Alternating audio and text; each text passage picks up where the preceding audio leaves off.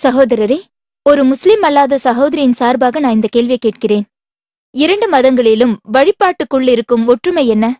அதாவது ஹிந்துக்களுக்கும் முஸ்லிம்களுக்கும் இடையே உள்ள ஒற்றுமை. உதாரணமாக, ஹிந்துக்கள் திருப்பதியில் சென்று மொட்டை அடிப்பது போலவும் முஸ்லிம்கள் ஹஜ்ஜுக்கு சென்று மொட்டை அடிப்பது போலவும், ஹிந்துக்கள் கோயிலை சுற்றி வருவதும் முஸ்லிம்கள் தவாஃப் செய்யும்போது சுற்றி வருவதும்.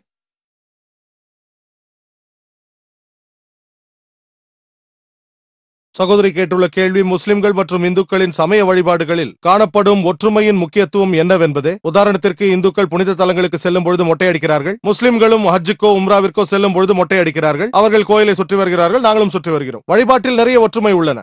இந்த மொட்டை அடிக்கும் வழக்கத்தை பொறுத்தவரையில் அதற்கு காரணம், முஸ்லிம்களான நாங்கள் ஹஜ்ஜுக்கு செல்லும் பொழுது நாங்கள் மொட்டை அடிக்கிறோம். அடக்கத்திற்கு அடையாளமாக இதை செய்கிறோம். நம்மை படைத்த இறைவன் முன்னால் நாம் பணிவை காட்டுகிறோம். பொதுவாக தலைமுடி என்பது அழகை குறிக்கிறது. ஆகவே ஆண்களும் பெண்களும் அநேக விதமாக தங்கள் தலைமுடிகளை அழகுபடுத்திக் கொள்கிறார்கள். ஆகவே மொட்டை அடிக்கும் பொழுது எல்லாம் வல்ல இறைவனுக்கு மட்டும்தான் நாங்கள் அடிபணிகிறோம் என்பதை காட்டுகிறோம். இந்து மதத்திலும் இதே கோட்பாடு உள்ளது. மொட்டை அடிப்பது பணிவை காட்ட, அது ஒத்து போகலாம். வலம் வருவதை பற்றி, நாங்கள் வலம் வருவதின் காரணம் என்ன? நிறைய பேர் குறை கூறுகிறார்கள். இஸ்லாம் சிலை வழிபாட்டிற்கு எதிரானது என்றால் ஏன் காபாவை சுற்றி வலம் வருகிறீர்கள்? காபாவிற்கு தலை வணங்குகிறீர்கள். நீங்கள் காபாவை வணங்கவில்லையா?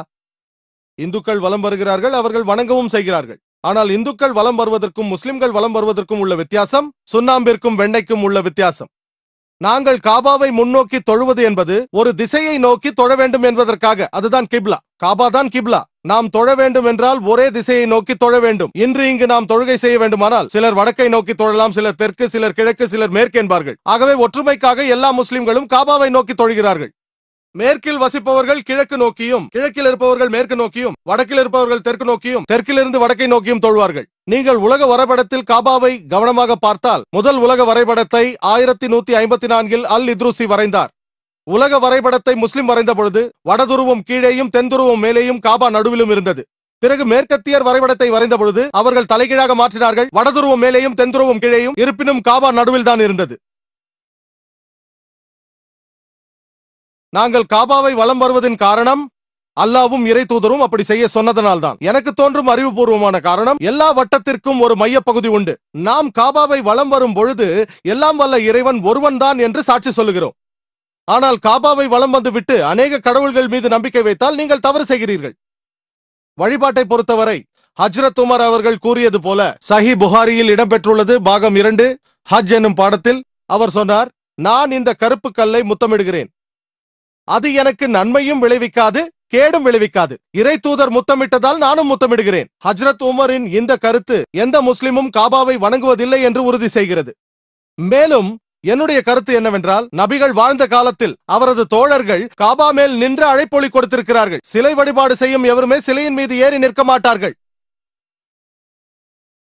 முஸ்லிம்கள் காபாவை வணங்குவதில்லை என்பதை இது நிரூபிக்கிறது. காபா வெறும் அடையாளம்தான், அதாவது அது ஒரு கிப்லா. வேறு பல ஒற்றுமைகளை பொறுத்தவரை சகோதரி, இந்து மதத்தில் அநேக விதமான வழிபாடுகள் உள்ளன. ஒரு விதமான வழிபாட்டை சாஷ்டாங்கம் என்பார்கள். சாஷ்டாங்கம் ஷ, அஷ்ட் என்றால் 8, அங்கம் என்றால் உடலின் உறுப்புகள். உடலின் 8 விதமான உறுப்புகள். 8 விதமான உடல் உறுப்புகளும் தரையில் பட வேண்டும் என்பது ஒரு விதமான வழிபாடு. இந்த வழிபாட்டிற்கு சிறந்த வழி முஸ்லிம்கள் சுஜூத் நிலையில் தொழுகை செய்வது. நெற்றி பகுதி, மூக்கு, 2 கைகள், முழங்கால்கள், பாதங்கள் தரையில் படுவது. சாஷ்டாங் உடலின் 8 உறுப்புகள். நெற்றி பகுதி, மூக்கு, 2 கைகள், முழங்கால் மற்றும் பாதங்கள். சுஜூத் தான் தொழுகையின் சிறந்த நிலை. குர்ஆனில் அநேக இடங்களில் சொல்லப்பட்டிருக்கிறது. மேலும் மக்காவை பொறுத்தவரை இந்து மத வேதங்களிலும் மக்காவை பற்றி கூறப்பட்டுள்ளது. இந்து மதத்தில் மக்காவை குறிக்கும் வார்த்தை இலே ஸ்பர் என்பதாகும். இலா என்றால் கடவுள், ஸ்பர் என்றால் ஒரு இடத்தை குறிக்கும். ஆகவே இலாய் ஸ்பர் திரிதாவின் ஒரு இடமாகும். அது ஒரு புனித தலம். ரிக்வேதத்தில் சொல்லப்பட்டிருக்கிறது. புத்தகம் 3 வேதவரி 29 மந்திரம் 4 இலே ஸ்பர் என்றால் சமஸ்கிருத அகராதியில் கடவுளின் இடம் என்று பொருள். கடவுளின் வீடு, திருத்தாவின் இடம், புனித தலம். இதேதான் திருக்குரானில் சூரா ஆல இம்ரானில் கூறப்பட்டிருக்கிறது. அத்தியாயம் 3 வசனம் 96 மனிதர்கள் வழிபட உருவாக்கப்பட்ட முதலிடம் மக்கா. இது மக்காவிற்கு இன்னொரு பெயர். ஆகவே இந்து மத வேதங்களிலும் மக்கா குறிப்பிடப்பட்டுள்ளது. மேலும் அது இந்த இலாய்ஸ்பத் நபா பிருத்வியில் இருக்கும் என்று சொல்லியிருக்கிறது. அதாவது பூமியின் நடுவில். காபா பூமியின் நடுவில் இருக்கிறது என்று நான் சொன்னேன். மேலும் அடுத்த சில வசனங்களுக்கு பிறகு ரிக்வேதம் புத்தகம் 3 வேதவரி 29 மந்திரம் 11 அது நரசங்சாவை பற்றி பேசுகிறது. புகழுக்குரியவன் என்று அழைக்கப்படும் இறை தூதரை பற்றி. இலைஸ்பருடன் இந்த இறை தூதரை பற்றியும் சொல்லப்பட்ட காரணத்தினால் இந்துக்கள் செல்ல வேண்டிய புனித தலமானது மக்கா என்பது நமக்கு தெளிவாக தெரிய வருகிறது. இதுதான் உங்கள் கேள்விக்கு எனது பதில்.